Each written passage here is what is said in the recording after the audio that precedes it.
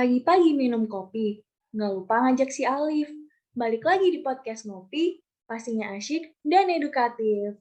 Halo hai semuanya, welcome to podcast Ngopi, ngomongin perkembangan isu. Bersama aku, Salsa, yang bakal nemenin kalian di Ngopi kali ini. Nah, bagi kalian yang belum tahu Ngopi itu apa sih? Jadi, Ngopi merupakan salah satu to-do list dari Kementerian Kastrat BEM PAUD 2022 yang punya fokus ngomongin soal perkembangan isu menggunakan media-media yang lebih santai dan informatif. Salah satunya nge-podcast ini nih guys. Nah, di podcast ini nanti kita bakal ngebahas suatu isu yang pastinya menarik banget dong. Jadi stay tune terus ya, dengerin sampai akhir. By the way, aku nggak sendirian loh di sini. Aku ditemenin sama dua orang yang cakep dan keren abis, yang pastinya akan ikutan bahas isu sampai akhir nanti. Oke, nggak perlu lama-lama lagi kali ya.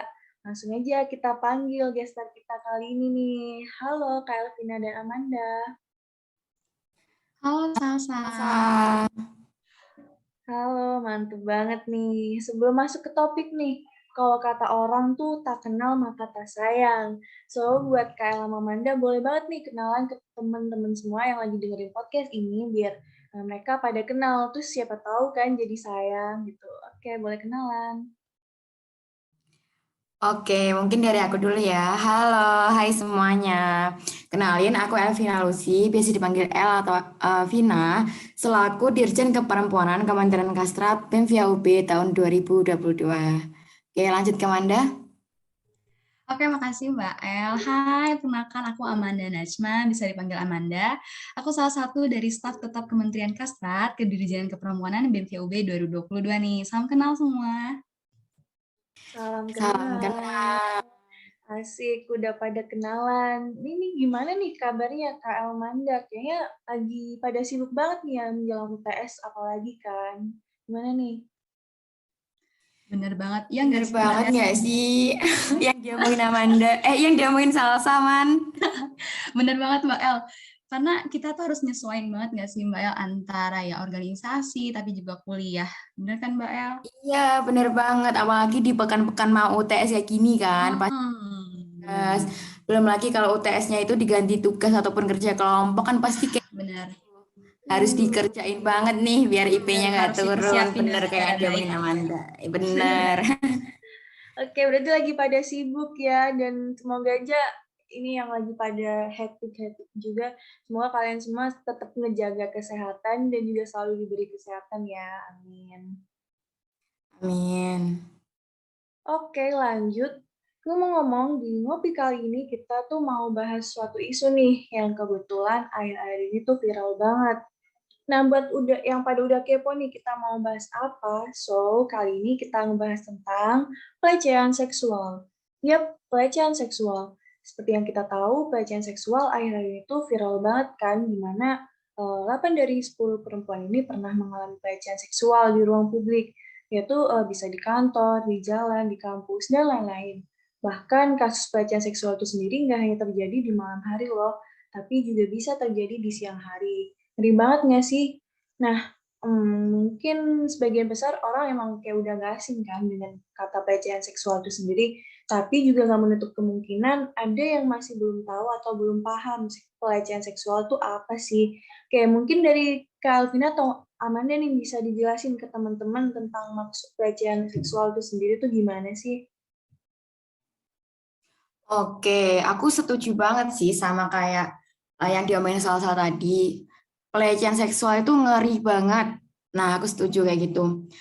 Karena emang gimana ya, patologi pemberangusan kemerdekaan ruang hidup perempuan ini dia lihat makin hari makin kacau aja menurut aku.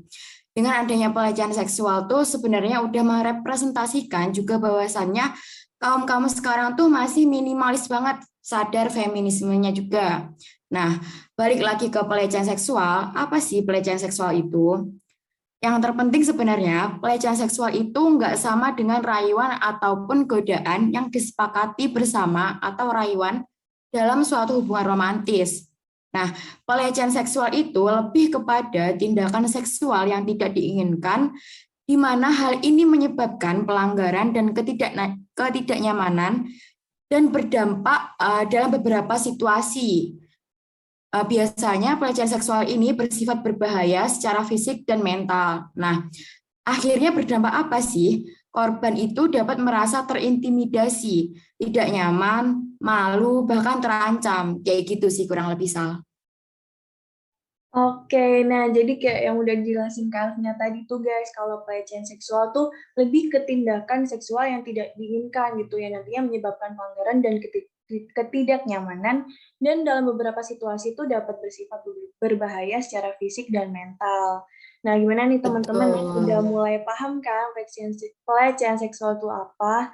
Tapi ngomongin tentang pelecehan seksual, ternyata nggak sedikit orang nih yang belum tahu bedanya pelecehan seksual sama kekerasan seksual tuh apa sih, kayak gimana sih? Oke, mungkin bisa dijelasin Amanda nih gantian, Sabi dijelasin ke teman-teman.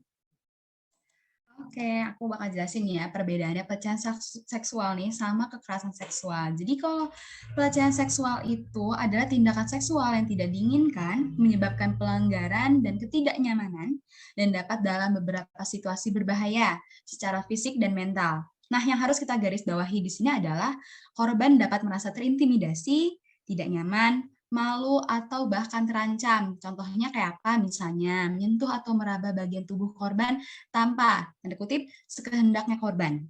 Kemudian juga ada kayak mengirim pesan teks bersifat seksual yang merendahkan, dan contoh-contoh lainnya. Lanjut, kita akan membahas mengenai kekerasan seksual. Kalau kekerasan seksual itu artinya adalah setiap perbuatan merendahkan, menghina, melecehkan, atau menyerang tubuh atau fungsi reproduksi seseorang karena ketimpangan relasi kuasa atau gender. Kita garis bawahi kembali di sini yang dapat berakibat penderitaan psikis atau fisik, termasuk yang mengganggu kesehatan reproduksi seseorang. Contohnya apa? Contohnya seperti kontak seksual pada korban di bawah umur, punya disabilitas, pingsan atau tidak bisa merespon misalnya dalam keadaan tidak sadar seperti tidur. Kira-kira gitu, Salsa. Oke, makasih nih Manda, udah dijelasin dengan lengkap banget dan apa ya, bahasanya mudah dimengerti, dan semoga teman-teman juga jadi tahu nih bedanya pelecehan seksual sama kekerasan seksual tuh kayak gimana. Nah, karena sebelumnya kita kan udah bahas nih tentang pelecehan seksual, definisi secara umumnya. Nah, kira-kira bentuk atau jenis-jenis pelecehan seksual itu sendiri tuh yang kayak gimana sih, Kak Amanda dan Kak El, biar yang lain nggak tahu tuh jadi pada tahu gitu loh, kira-kira jenis-jenisnya tuh apa aja ya? Oke, ibaratnya emang nggak afdol nggak sih kalau kita bahas definisi aja, kayak perlu juga tahu jenis-jenisnya biar lebih paham itu ya. Nah, jika dilihat dari kategorinya, pelecehan seksual itu dibagi ke dalam 5 jenis. Selain tindakan-tindakan berbau seksual, ada beberapa hal yang ternyata masuk dalam kategori pelecehan seksual itu sendiri. Nah, kategorinya itu apa saja? Kayak yang pertama, pelecehan gender.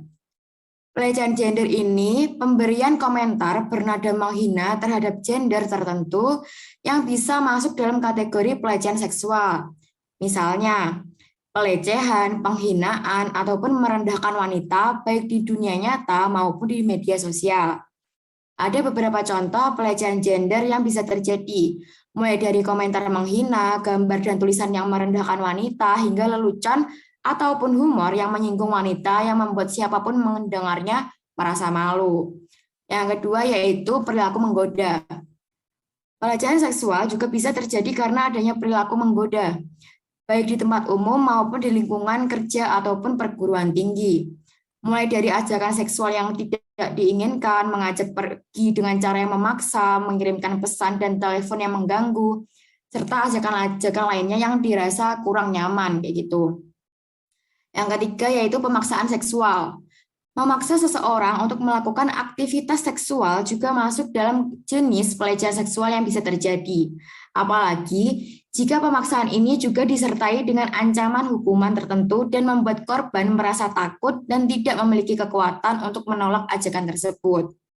Yang keempat yaitu menjanjikan imbalan. Pelecehan seksual juga berupa ajakan untuk melakukan hubungan intim dengan menjanjikan imbalan tertentu.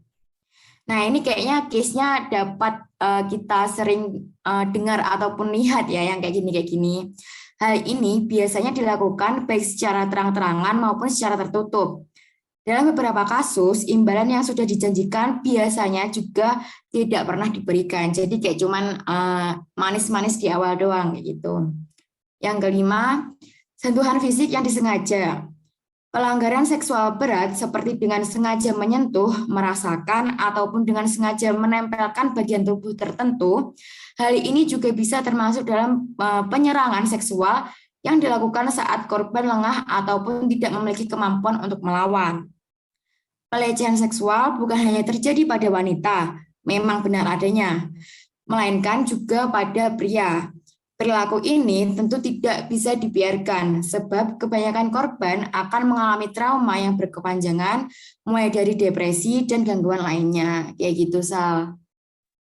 Wow, ternyata banyak banget ya kan jenis-jenis pelecehan seksual itu sendiri yang terjadi bisa secara fisik maupun non-fisik. Kayak tadi yang udah disebutin, kayak ada pelecehan gender, perilaku menggoda, pemaksaan seksual, terus ada menjanjikan imbalan, dan yang terakhir sentuhan fisik.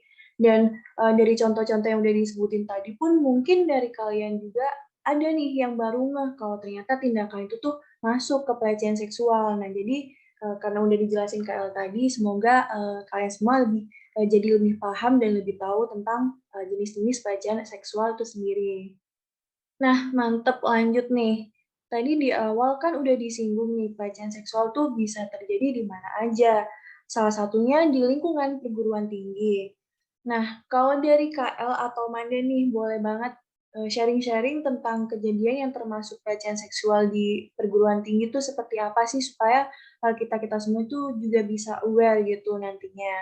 Yuk, boleh yuk. Siapa nih? Coba dulu. Waduh, cerita, Man. Kalau cerita gini nih, banyak ya Seru Mbak nih, El ya.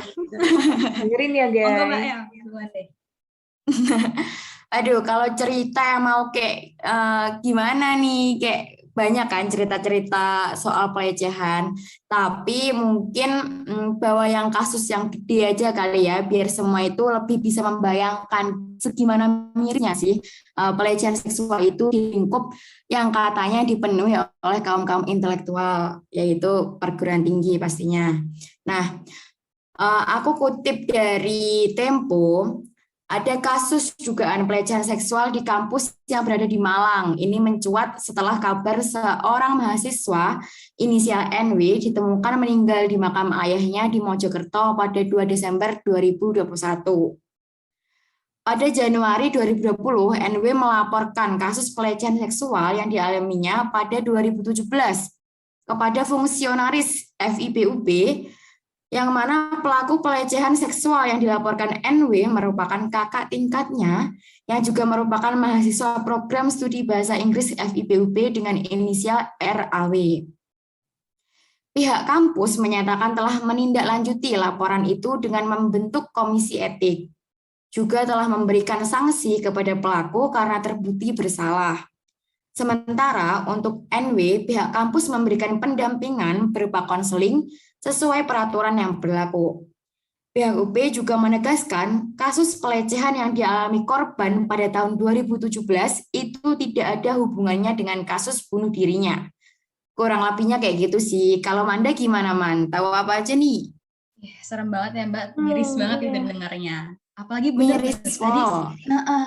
apalagi tadi di kalimatnya awalnya Mbak El tuh ngomong di tengah kaum-kaum intelektual itu tuh bener-bener kayak, duh gimana ya, gitu. Iya, Bener iya, ya. Kayak disayangkan banget nggak sih yang Bener harusnya banget, Mbak. ngerti dan mengayomi tapi menjadi Bener. pelaku gitu iya loh. betul. Bener banget. Oke, Kayak lanjut gitu. Manda, gimana nih? Oke, bener banget ya dari apa yang dijabarin Mbak El tadi kan sempat ya di awal tuh ngomong banyak terjadi justru di kalangan-kalangan intelektual. Ini nih yang patut disayangkan banget ya Iya, Mbak El bener ya. banget. Kayak yang harusnya menjadi ruang aman, kayak malah gitu loh man jatuhnya. Bener. Iya, I see. Oke, Nah, lanjut. aku juga habis nge-research data juga nih dan ternyata emang benar. Menurut data Kanal Lembaga Negara tahun 2015 sampai 2020, dari semua aduan kekerasan seksual yang terjadi di satuan pendidikan yang diterima oleh Komnas Perempuan, sebanyak 27%-nya memang terjadi di jenjang pendidikan tinggi, terutama kampus nih. Lalu juga, Parah. parah banget kan? Lalu ada juga nih Mbak, Kanal Aduan Eksternal tahun 2019 mendapati berdasarkan 174 testimoninya dari 79 kampus di 29 kota ada 80% perempuan dan 4% laki-lakinya pernah menjadi korban kekerasan seksual. Ngeri Itu banget. yang bikin agak merinding ya. Iya, soalnya ini Kayak angka tinggi banget perempuan nggak sih ya. angkanya? Lebih dari 50%. Ya, oke. Lanjut. Ibaratnya nggak 1-2 kampus doang loh ini, ada 79 kampus di beberapa kota gitu. Nah, dari data-data tersebut, Kemdikbudristek pun melakukan survei pada tahun 2020 terhadap pendidik dan tenaga kependidikan di perguruan tinggi negeri dan perguruan tinggi swasta di wilayah Barat, Tengah, dan Timur Indonesia. Hasilnya, 77% responden menyatakan terjadi kasus kekerasan seksual di kampusnya. Tinggi juga, 77%. Namun mirisnya sebanyak 63% yang tersebut dari 77% itu tidak melaporkan kasusnya nih. Dan jadi tidak diketahui oleh pihak kampus. Ini gitu. masalahnya, Man. Nggak ada yang melapor. Iya. Benar banget. Oke, ngeri banget Dan ya sih kadang ternyata. ada ketakutan tersendiri juga. Benar. Kadang ada ketakutan tersendiri juga nggak sih, Mbak? Iya, lebih ke situ. Benar. Dan kayak kadang tuh dianggap tabu kayak gitu loh. Guys, ya nggak sih? Iya, benar banget, banget. Mbak. Itu yang bikin kayak takut nggak ngelapor. Seharusnya padahal kampus yang baik itu kampus yang mau ya Mbak ya membahas ini, bahkan melindungi korbannya. Kira-kira Benar, gitu. bukannya kampus yang menutupi kasusnya kayak gitu. Benar. Betul. Oke, ngeri banget kan ternyata, padahal nih seharusnya kampus tuh jadi tempat yang aman bagi mahasiswa maupun orang-orang yang ada di kampus. Benar nggak sih? Benar Benar banget. banget. Setuju. Setuju. Tapi kalau ada kejadian kayak gini tuh malah bikin gak nyaman dan takut mau ngapa-ngapain, ya kan? Nah, jadi nggak ngerasa apa ya? Nggak leluasa nyaman nggak sih? jatuhnya. Benar. Iya, benar. Lanjut. Oke. Nah, tadi kan udah dibahas nih, udah dijelasin juga tentang kejadian-kejadian pelecehan seksual di perguruan tinggi. Nah, kira-kira peran kita tuh sebagai mahasiswa kan ya, itu gimana sih dalam menyikapi pelecehan seksual di perguruan tinggi? Kemudian juga dari pihak kampus sendiri nih, terutama kita kan di VIA UB. Nah, langkah pencegahan dan juga penanggulangannya tuh kayak gimana? Terutama nih, perlindungan bagi korbannya, soalnya mereka pasti trauma gitu nggak sih? Nah, itu kayak gimana tuh? Sebenarnya itu gini, kalau menurut aku ya, peran mahasiswa di sini dapat dikatakan simpel-simpel berat. Kenapa? Karena memang yang terpenting itu menurut aku adalah mindset-nya. Asalkan kita bisa kontrol diri dan punya rasa menghargai antar gender, aku rasa hal tersebut tuh tidak akan pernah terjadi. Kayak gitu. Tumbuhnya pemikiran positif pun nggak semudah kita ibaratnya New Balance lah ya. Tumbuhnya pemikiran positif kayak gini tuh diawali dari lingkungan yang dari dulu sedari kecil tuh harusnya memang dijaga dan diawasi kayak gitu.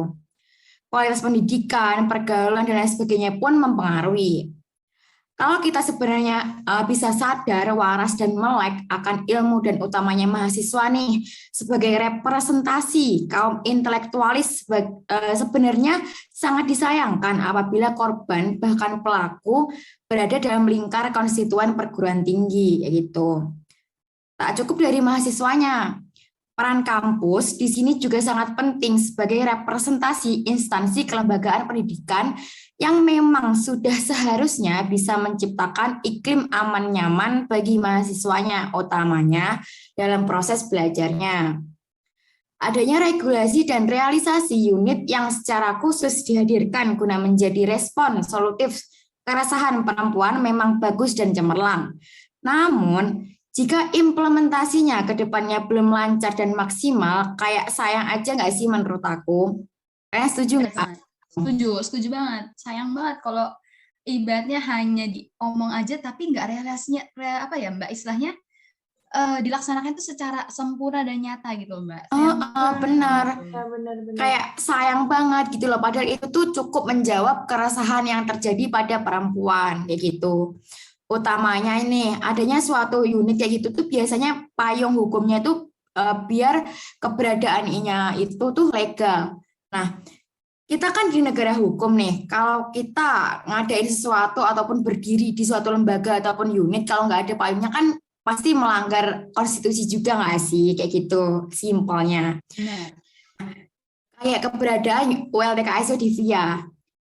Sebenarnya dari tahun 2021 tuh esensinya itu udah ada. ULTKSP sudah hadir, namun peraturan yang mempayunginya yaitu peraturan dekan atau biasa diatur atau biasa disebut dengan Perdek itu tuh belum ada. Ibaratnya rumah nih, gimana mau neduh ataupun berlindung di kala hujan badai ibaratnya. Kalau pondasinya pun belum ada, pasti bakal ambruk juga kan. Akhirnya kan kayak nggak bertahan lama nggak sih? Benar banget, Mbak. Heeh. Ibaratnya kok ngomongin penanganan, ini ngurus atapnya aja tuh kayak belum kelar-kelar karena aku rasa juga pihak yang terkait juga kurang dapat kooperatif kayak gitu. Mungkin kalau untuk penanganannya sendiri, jika dikaitkan dari bidang kita keperempuanan nih, mungkin hanya dapat mendampingi dan mentabulasi kayak gitu kasus-kasus yang ada dan dialami mahasiswa fakultas. Karena kalau soal penanganan itu kan memang membutuhkan tenaga yang profesional ya, kayak misalnya psikiater ataupun psikolog kayak gitu. Harapanku sendiri ke depannya dari BEM sendiri kan memang sudah berinovasi cukup bagus dan cemerlang juga dengan mengadakan atau menginisiasikan adanya kedirjenan keperempuanan yang cukup solutif dan strategis nih untuk ibaratnya itu menjawab keresahan perempuanan ataupun bisa memberikan perhatian khusus kepada perempuan kayak gitu. Nah, lanjutnya dari pihak yang terkait ULTKSP nih yang harusnya segera diberi perhatian penuh kayak yang BEM melakukan juga guna nantinya segera disahkan ibaratnya payungnya dulu kayak Perdek dan SK agar apa ya agar segera ULTKSP ini segera legal biar kalau nanti pun ada kasus-kasus yang hadir di VIA itu pun kita kayak udah siap untuk menanganinya secara baik dan benar sesuai dengan peraturan yang ada dan itu pun legal kayak gitu.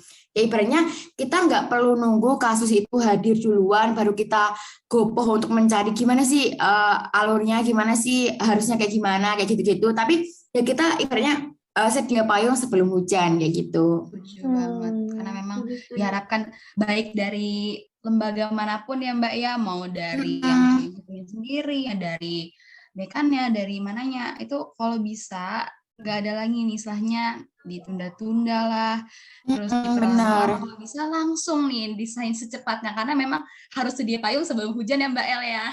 Benar, Iya, kayak iya. memang kita tuh nggak kekurangan orang-orang yang ngerti dan cerdas ibaratnya orang Benar. perguruan tinggi dan cukup tersohor juga gitulah Brawijaya. Nah, tapi harusnya memang mungkin perhatiannya lebih dikhususkan lagi untuk segera Nah, ya, ayo kayak gitu ibaratnya. jangan ditunda lagi deh. Setuju, I setuju see. banget. Oke, berarti ini harapannya buat ULTKSP sendiri nih.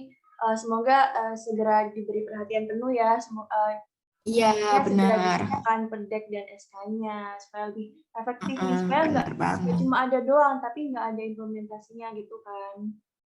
Iya, soalnya kayak gini, Sal. Kayak ibaratnya kita mau ngejalanin suatu hal ya dari misalnya B, C, D, E, F, G sampai seterusnya. Tapi kalau A-nya ini belum ada kan nggak bisa juga kan. Ibaratnya kita harus selesaiin dulu dari atasnya baru turun ke bawah gitu loh. Biar kita ibaratnya strukturnya pun jelas kayak gitu. Jelas. Penanganannya seperti Oke, apapun benar. jelas ya Mbak ya. Benar, benar banget. Oke, lanjut, Sal. Nah, tadi kita udah bahas nih kan ya pelecehan seksual di lingkungan perguruan tinggi itu kayak gimana gitu kan guys. Next, mungkin kita bahas dari yang luar kampus nih. Saya kemarin lumayan viral juga ini di dunia persosial mediaan gitu. Kira-kira apa sih guys? Ada yang tahu nggak sih? Ini nih lagi rame banget nggak nih? Ini Iya, kalau kayaknya anak-anak tahu yang nih. sosmed abis, iya nih di TikTok nih Anak terutama. sempat habis. Iya nih abis banget nih. Ini loh Mbak yang akhir-akhir ini viral mengenai komentar akun fake chat yang ada di media Oh ya, Iya, sosial. bener banget tuh Manda. Kayaknya berseliweran sih itu ya nggak sih? Bener iya, banget Mbak. meresahkan banget. Nah, karena kamu udah nyinggung nih, Man, tadi tentang komentar-komentar itu, Iya. tuh sabi banget dijelasin ke teman-teman. Oke. Sebenarnya ada apa sih dengan komen-komen fake account itu, dan nanti juga bisa dijelasin cara nyikapi hal tersebut tuh kayak gimana gitu. Oke, guys. Oke. Oke deh Sal. Jadi mungkin aku kasih gambaran dulu kali ya buat teman-teman yang mungkin belum ngeh nih kayak apa sih yang viral. Jadi ada apa sih dengan si micet ini? Jadi sama nih, sama kayak ya WA, WhatsApp, Telegram. Aplikasi micet itu digunakan untuk mengirim pesan teks, gambar, video, pesan suara. Juga bisa buat grup obrolan. Hanya aplikasi micet ini kerap nih digunakan dalam praktik prostitusi dalam jaringan, terutama di Indonesia. Sayang banget ya. Dilansir dari YouTube-nya FTC, pada banyak kasus ditemukan bahwa kasus pelaku open BO, tanda kutip, banyak menggunakan aplikasi micet. Aduh, lantaran lebih mudah diakses dan memiliki fitur kirim foto dan video. Jadi karena kayak aplikasi khusus nih jatuhnya. Mbak. Kalau WA, mungkin WA, Line, Instagram kan orang-orang udah tahu ya Mbak ya. Benar. Aduh, saya amat dimanfaatkan tidak sebaik mungkin gitu ya. Nah, sedangkan akhir-akhir ini akun micet ini banyak yang berkomentar di TikTok dan menjadi bahan perbincangan yang sedang hangat-hangatnya nih.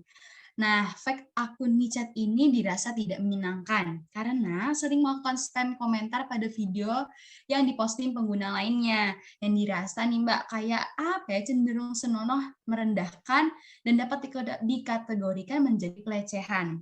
Terlebih lagi apabila kita sering lihat nih ya, scroll video, kalau subjek atau objek videonya perempuan, kayaknya Mbak Salsa nggak akan asing bakal nemu komentar-komentar dari fake akun micet ini. Ya, itu rame sih. Iya, dan rame loh gitu.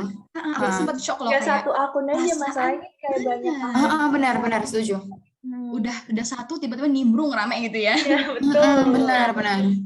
Mungkin aku sendiri akan mengembalikan opininya nih kepada mereka yang memang mungkin kita nggak 1-2 nemuin orang yang memang sengaja ya membuat konten viral dalam melakukan hal tersebut atau memang mau memicu gitu ya. Tapi yang aku pikirkan ini adalah bagaimana sih imbasnya ke perempuan-perempuan lainnya yang memang justru bukan itu yang menjadi substansi topik dari apa ya, atau isi dari videonya yang dia buat. Contohnya yang aku nemuin sendiri, ada komentar-komentar dari akun fake micet kayak gini, kayak silahkan Kak, sudah senior, cocok untuk yang sudah berpengalaman. Maksudnya Astagfirullah. Astagfirullah. Terus komentarnya ada lagi Mbak di bawah kayak gini. Micet cabang apa? Misalnya kayak gitu kan Mbak, kayak iya. Itu ngeselin sih parah. Iya, cabangnya banyak banget. Kayak cabangnya banyak banget. Oh, ya ampun, tiap daerah ada cabangnya. Ini dikira usaha, guys. Padahal itu nggak asli itu kayak orang-orang. Terus komentarnya kayak badan yang kayak gini nih biasanya berpengalaman. Waduh. Dan sampai akhirnya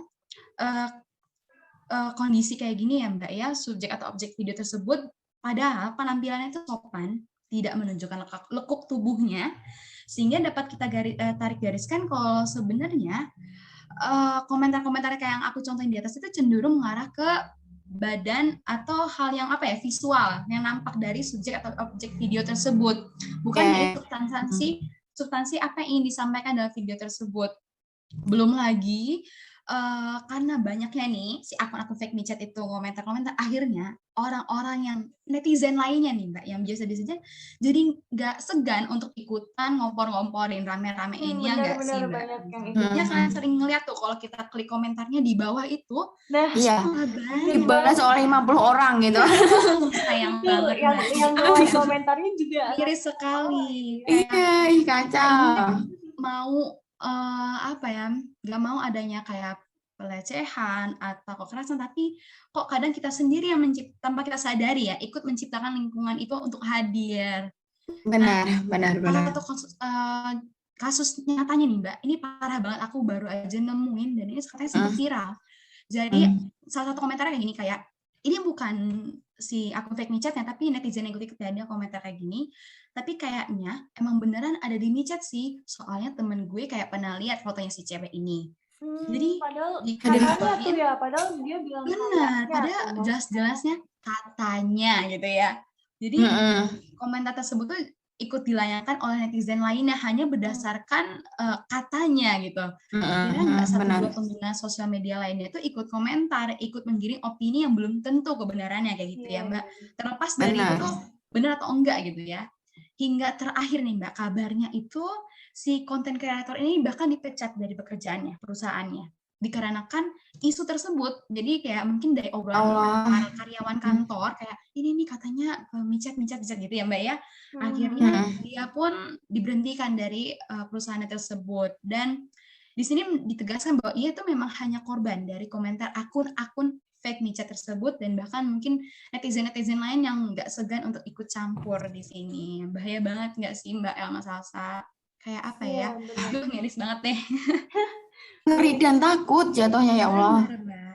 Kayak kita tuh kadang sosial media itu emang tempat kita untuk bercerita ya Mbak ya, untuk kayak men-share apa aja sih. Tapi kadang malah kok disalahgunakan oleh beberapa orang yang pihak-pihak apa ya, mau bertanggung jawab dengan apa yang telah dilakukannya gitu.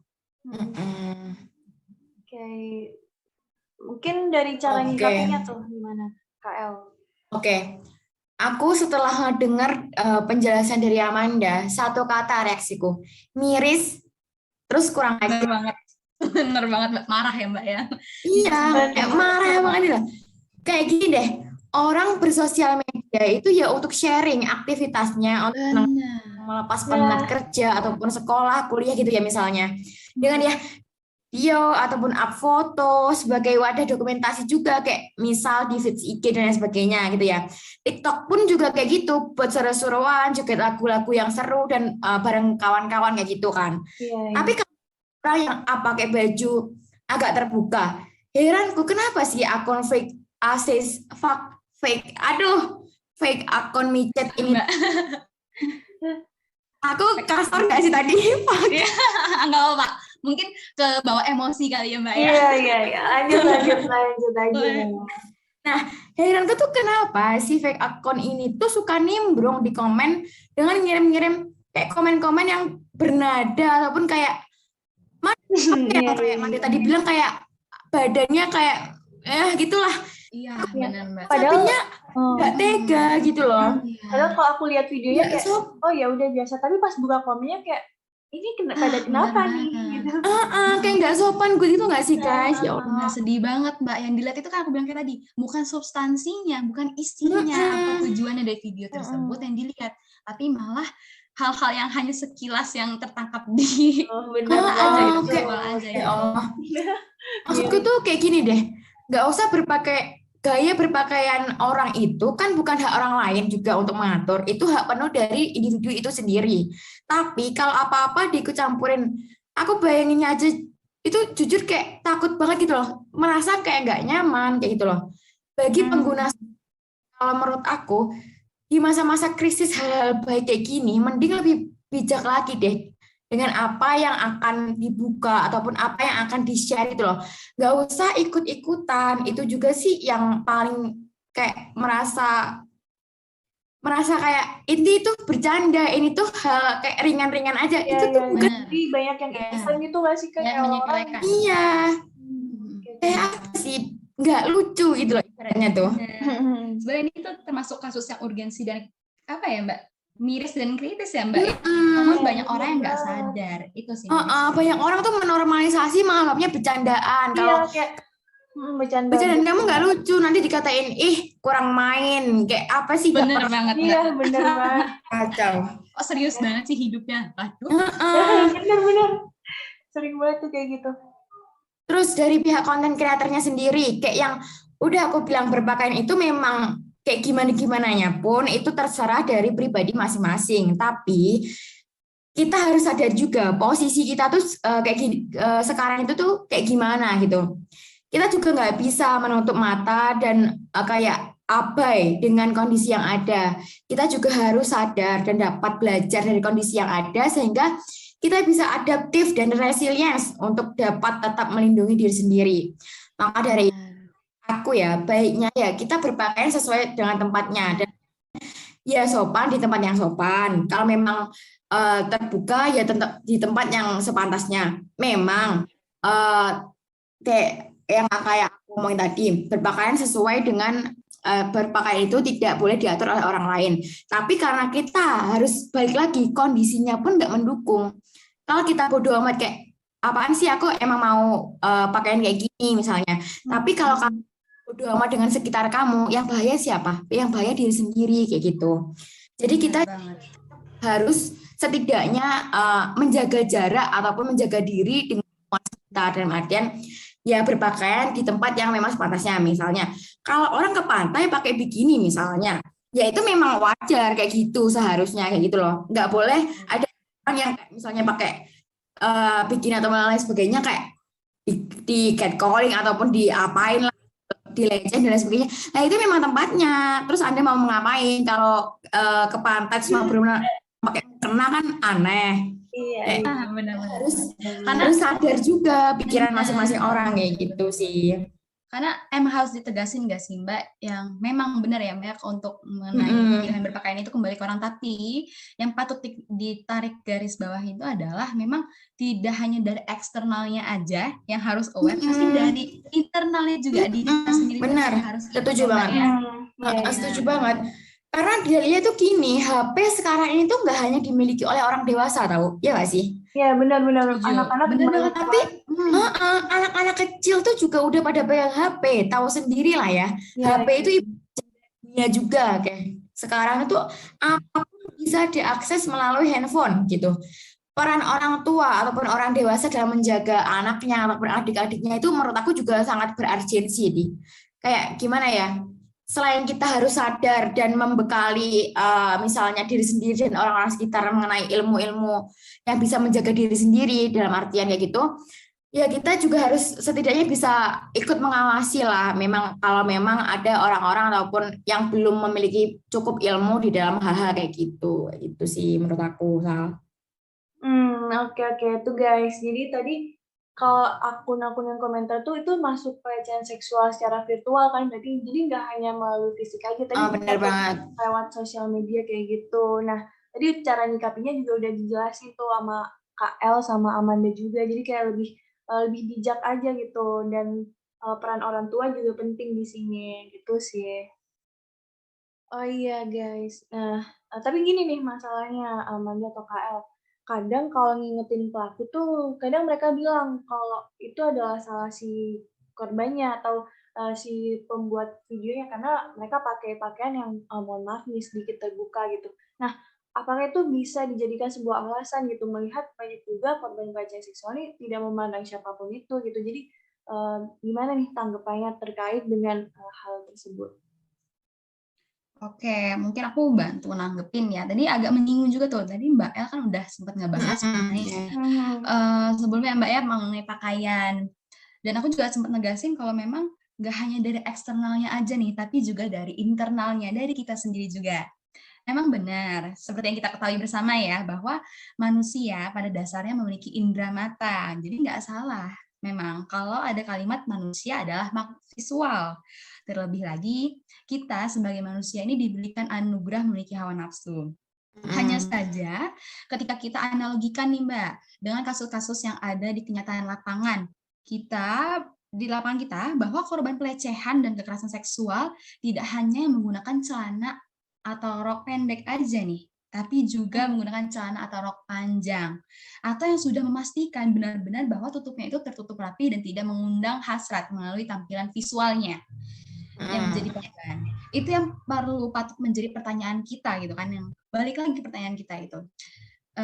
Jadi kita pun juga nggak sekali dua kali nih mendengar kabar, bahkan di berita ya, kayak anak balita, bahkan bayi pun, bayi yang baru lahir masih merah jadi korban loh Mbak, korban pelecehan seksual. Ibaratnya kayak apa sih tampilan bayi gitu ya. Kita kan tahu ya tampilan bayi itu seperti apa gitu. Ya, dipertegas di sini nih, nggak selamanya memang apa yang terlihat di sini, khususnya pakaian yang kita gunakan menjadi sesuatu hal yang terus-menerus disalahkan. Jadi nggak semuanya bisa disamaratakan, karena itu yang saya bilang, analoginya tadi, bayi loh ini, masa iya mau disamaratakan juga dengan pakaian gitu ya? Nggak bisa. Kira-kira gitu sih menurut anggapannya aku.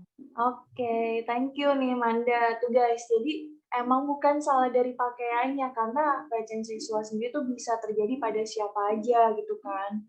Perlu diingat juga nih, kalau pelecehan seksual ini nggak terjadi pada perempuan aja nggak sih Kak? Kalau laki-laki tuh juga bisa. Nah, jadi emang terus pelecehan seksual juga bisa terjadi dimanapun, kapanpun, dan kepada siapapun. Jadi emang harus aware banget nggak sih tentang pelecehan seksual? Setuju Sal. Nah, mantep banget nih. Kita tadi udah bahas banyak banget nggak sih dari contoh-contoh kasus yang udah dijelasin tadi semuanya tuh. Nah, dari KL atau Manda sendiri nih, ada nggak sih kira-kira yang mau disampaikan ke teman-teman? Mungkin bisa nyampaikan pesan ke teman-teman semua yang mungkin pernah mengalami kejadian serupa.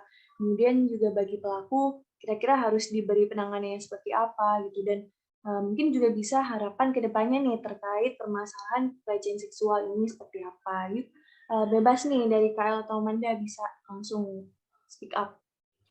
Oke, Salsa. Kalau menurut aku ya, dilihat dari konteks pembahasan kita soal fake akun micet tadi itu sebenarnya udah merepresentasikan banget nih bahwasannya pelecehan seksual itu emang udah dinormalisasi.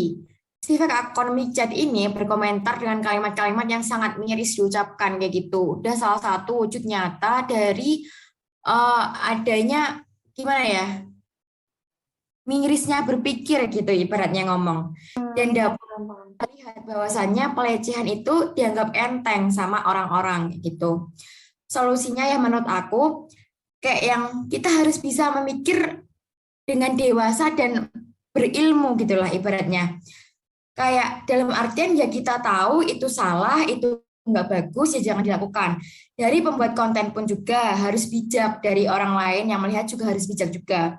Aku rada aku rasa kalau kita sama-sama berpikir dewasa, saling menghargai, bijak bijak dalam bertindak, berperilaku, kita nggak bakal darurat pelecehan seksual kayak gini. Kalau menurut aku sih kayak gini. Iya, Oke. betul banget tuh. Kalau menurut aku ya pesannya kayak gini deh, lindungi diri kamu sendiri selagi bisa.